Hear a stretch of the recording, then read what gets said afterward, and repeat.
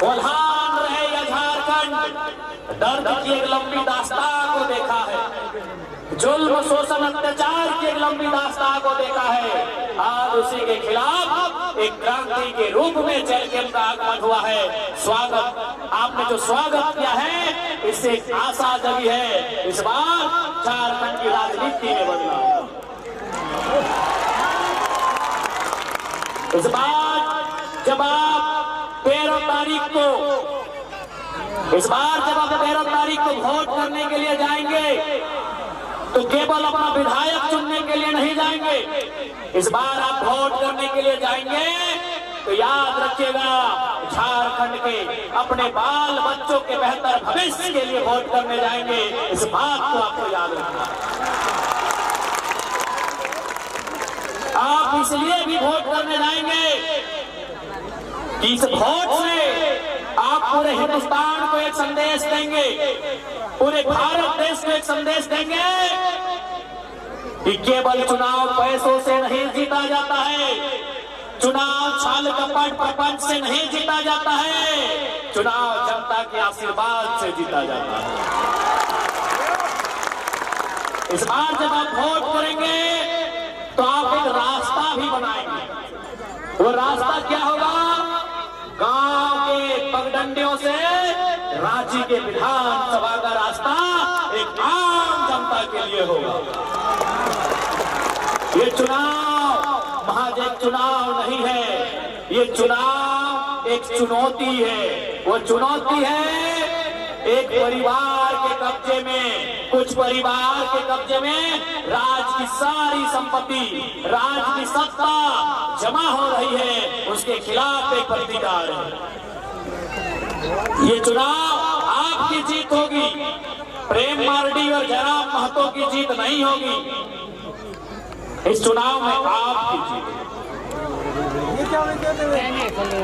यदि आज हम चुनाव जीत जाते हैं तो आपके घर के बेटे, आपकी घर की बेटियां कहेंगी कि माँ, अगर प्रेम मार्डी भैया, टाइगर जयराम भैया अगर इलेक्शन जीत सकते हैं तो हम भी जीत सकते हैं। यदि हम लोग चुनाव नहीं जीत पाते हैं तो आप गरीब गांव किसान का बेटा बेटी कभी हिम्मत नहीं करेगा, कभी हिम्मत नहीं करेगा। बोलेगा कि माँ, अरे टाइगर दादा स्कॉर्पियो के छत में जब खड़ा होते थे, उनको सुनने के लिए लाखों लोग आते थे, उनके नाम से वीडियो सीओ अधिकारी घबराते थे। जब वो चुनाव नहीं जीत पाए तो हम कैसे जीत पाएंगे? इसलिए उनके हौसले को जिंदा रखने के लिए आपको ये चुनाव हम लोगों को जिताना है, और नहीं तो फिर वही राजा का बेटा राजा बनेगा, राजा का बेटा राजा बनेगा। आपके कोल्हान में सबसे ज्यादा मुख्यमंत्री अगर कहीं पाए जाते हैं तो कोल्हान में। सबसे ज्यादा मुख्यमंत्री कहाँ? कोल्हान में। चंपई सोरेन, अर्जुन मुंडा, मधु कोड़ा, रघुवर दास।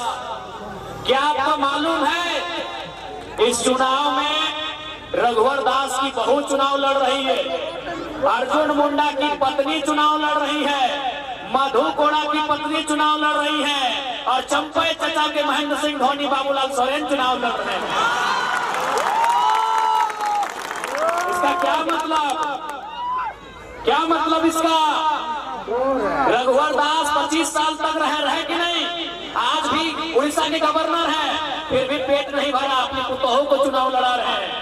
चंपई सोरेन 2 बार मंत्री रहे, मुख्यमंत्री रहे, फिर भी पेट नहीं भरा, बाबूलाल सोरेन को चुनाव लड़ा रहे हैं। मधु कोड़ा झारखंड के इतिहास में सबसे बड़ा घोटाला किया, फिर भी पेट नहीं भरा, अपनी पत्नी को चुनाव लड़ा रहे हैं। अर्जुन मुंडा जो मुख्यमंत्री के साथ साथ दिल्ली में जाके सेंट्रल मंत्री रहे, केंद्रीय मंत्री रहे, फिर भी पेट नहीं भरा, अपनी बीवी को चुनाव लड़ा रहे हैं।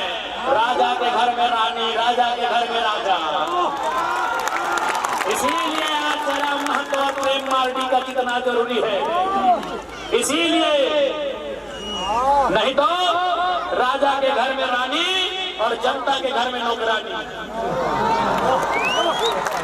राजा के घर में रानी और जनता के घर में नौकरानी। अगर इस व्यवस्था को तोड़ना है, इस परंपरा को तोड़ना है, तो इस बार कहीं आगे पीछे ऊपर नीचे नहीं, केवल और केवल कैंची छाप में मुहर लगाना। नहीं, आप बताइए, क्या प्रेम माडी इनके बाप करोड़पति हैं? क्या इनके बाप का हवेली है? तो इसलिए ये जीत जनता की जीत होगी, और नहीं तो फिर वही रघुवर दास की बहू और अर्जुन मुंडा की बीवी चुनाव लड़ेगी। और हम और आप झालमुड़ी बेचेंगे, हम और आप पकौड़ी बेचेंगे, हम और आप पुठी माछ बेचेंगे। इसलिए उस व्यवस्था को रोकिए। वो व्यवस्था बहुत घातक है। एक ही परिवार से विधायक मंत्री बनने से रोकिए। वो व्यवस्था बहुत घातक है। अगर उस व्यवस्था को नहीं रोकेंगे तो गरीब का बेटा कभी आगे नहीं बढ़ पाएगा। आज पेपर लीक क्यों होता है, किसके लिए होता है, ये आपको भी मालूम है। आपके पढ़ने वाले बच्चों को पेपर लीक की सौगात मिलती है और मुख्यमंत्री की पत्नी को गांडे का टिकट मिलता है। क्या मिला आपके बच्चों को? पेपर लीक मिला। क्या मिला आपके बच्चों को? आंदोलन में लाठियां मिली। प्रेम मार्डी 6 महीना जेल में रह के आए हैं। क्या मिला जनता के बच्चों को? क्या मिला जनता को? क्या मिला जनता को? मिला लाठियां। जनता के बच्चों को मिला पेपर गड़बड़ी। जनता के बच्चों को मिला केस मुकदमा। और हेमंत सोरेन की पत्नी कल्पना सोरेन को मिला गांडे का टिकट। रोकिए इस व्यवस्था को, रोकिए इस व्यवस्था को। अगर इस व्यवस्था को नहीं रोक पाते हैं तो फिर गरीब आदमी की आवाज कोई नहीं बनेगा, गांव किसान मजदूर की आवाज कोई नहीं बनेगा। रोकिए इस व्यवस्था को, रोकिए इस व्यवस्था को। इसलिए आपसे विनती है, इस बार झारखंड में एक ऐसी क्रांति आई है, अगर हम लोग राजनीति में आते हैं, स्थापित हो जाते हैं, तो विश्वास कीजिए जनता का सर कभी झुका हुआ नहीं मिलेगा। चाहे वो थाना रहे या ब्लॉक रहे, चाहे वो थाना रहे, ब्लॉक रहे या टाटा टिस्को का ऑफिस रहे, झारखंडी आंख उठा के उन ऑफिसों में जाएगा। झारखंडी ऑफिसों में जाएगा। इस बात को गारंटी लगेगा। याद रखिएगा, या तो टाइगर रहेगा या तो झारखंडियों में डर रहेगा। दोनों एक साथ नहीं रहेंगे। यदि हम हैं तो डर को खत्म कर देंगे। जो आज डर है, आप वीडियो के ऑफिस में जाइए तो डर सहमते, आज थाना प्रभारी से मिलिए तो डरते सहमते हुए, आज किसी ऑफिसर से मिलिए तो डरते सहमते आप मिलते हैं। इसलिए अगर जरा महत्व राजनीति में आता है तो डर को दामोदर नदी और स्वर्ण रेखा की नदी में विसर्जन कर दिया जाए। दोनों साथ नहीं रहेंगे। अगर हम जिंदा हैं तो झारखंडियों के चेहरे में डर नहीं रहेगा। हम नार हैं तो बात अलग है, हम नार हैं तो बात अलग है। हम जिंदा रहे तो आपके डर को खत्म करने आए हैं। हम उस डर को खत्म करने आए हैं जो आज आपने बरसों से एक दास्ता, दर्द और उत्पीड़न की दास्ता झेली है, उस दास्ता को खत्म करने आए हैं। आज यही बुल्हान, यही जमशेदपुर, यही सरायकेला, एक से बढ़कर एक कल कारखाने, एक से बढ़कर एक कंपनियां, लेकिन झारखंड के बच्चों को क्या मिला? झारखंड के नौजवानों को क्या मिला? झारखंड के रैयतों को क्या मिला? झारखंड के विस्थापितों को क्या मिला? उन्हें केवल और केवल गुलामी की जंजीरें मिली है। और जितनी रेवड़ी की पोस्टें, अरे सुनने में आया रघुवर चाचा 150 को तो अपना खाली गोतिया भैर में नौकरी टाटा में लगा दिया। माननीय रघुवर दास, बताइए, अगर इस व्यवस्था को नहीं रोकेंगे तो कैसे होगा? रघुवर दास सिर्फ अपना आपूस कुटुंब में अपना बच्चा, अपना साली का बच्चा, अपना भौजाई का बच्चा, ऐसे बच्चा चच्चा करते करते 200 लोगों को टाटा में नौकरी दिलाए हमारे पूर्व मुख्यमंत्री। जमीन हमारी गई, खून कभी गोवा गोलीकांड में तो कभी सुनील महतो की शहादत के रूप में गर्दनें हमारी काटी गई और नौकरियां किसी और को बांटी गई। यही झारखंड की सच्चाई है। इसलिए हम लोग यदि आते हैं तो मैनेजमेंट माफ करेगा। हम लोग अगर सत्ता में आते हैं, अगर अधिकारी गलत रहेगा तो कोई बख्शा नहीं जाएगा। इसलिए ये केवल चुनाव नहीं है, ये महज एक पॉलिटिक्स नहीं है, ये क्रांति है और इस क्रांति का आप सभी को साक्षी बनना है। आज क्या नहीं हुआ, आज इसी कोल्हान की बात करें तो जो कंपनियां यहाँ स्थापित है, आज वो कई करोड़ कई हजार करोड़ की संपत्ति बना ली, लेकिन जिन लोगों ने जमीन दिया है, जिन लोगों ने अपने पूर्वजों की जमीन दिया है, आज वो प्रत्येक दिन 500 रुपए की रोजी नहीं पा रहे हैं। ये सच्चाई है। इसलिए हम लोग अगर आते हैं सत्ता में तो सबसे पहले जो विस्थापन का मामला है, जमीन संबंधित मामला है, उन्हें दुरुस्त किया जाएगा। हमने अगर जमीन दिया है तो नौकरी 3rd और 4th ग्रेड की हमारी पीढ़ी दर पीढ़ी देनी होगी। हम लोग इस बात को सुनिश्चित करेंगे। डाटा है चाहे टिस्को है, उन्हें सीधा जवाब तलब करेंगे। इस बात को हम लोग पूरे तर्क के साथ प्रस्तुत करेंगे कि हमारे पूर्वजों ने आपको जमीन कंपनी फैक्ट्री के लिए दिया है, लैला मजनू का पार्क बनाने के लिए नहीं दिया है। हमारे बाप ने क्या सोच के जमीन दिया है? ये खोल के जमीन दिया है कि वहाँ फैक्ट्री लगेगा, जब वहाँ फैक्ट्री लगेगा वहाँ काम होगा और हमको वहाँ नौकरी मिलेगी। हमने आपको यहाँ पार्क बनाने के लिए और स्टेडियम बनाने के लिए जमीन नहीं दिया है। अगर आप काम नहीं कर पाते हैं, हम लोग जमीन वापसी की भी मुहिम चलाएंगे।